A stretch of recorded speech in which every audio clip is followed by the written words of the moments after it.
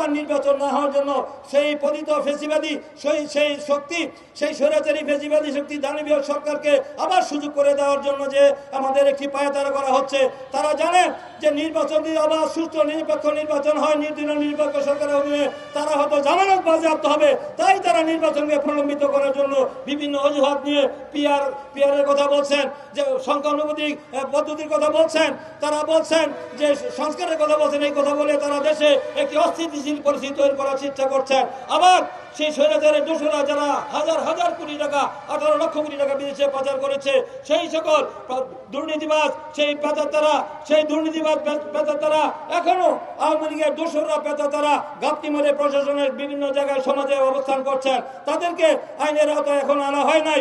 তারা বসে ষড়যন্ত্র করছেন। ষড়যন্ত্র করে তারা আবার রাজনীতিতে অনুপ্রবেশ করার জন্য গভীর চক্রান্তে লিপ্ত হয়েছে।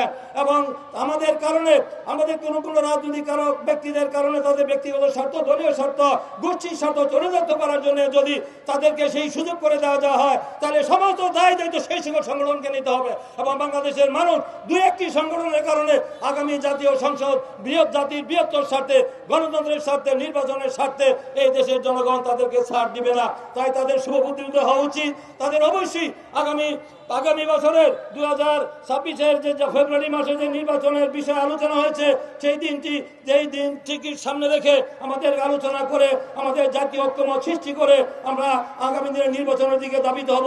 আর কোনো রকম চক্রান্ত ষড়যন্ত্র হলে বাংলাদেশের মানুষ সেটা বরদাস্ত করবে না। তাই আমি মনে করি যে কোনো রকম টালবাহানা না করে, এই নির্বাচনকে প্রলম্বিত দিকে না করে, নির্বাচন না করার জন্য যারা ষড়যন্ত্র করছেন তাদের ব্যাপারে সকলকে সতর্ক থাকতে হবে।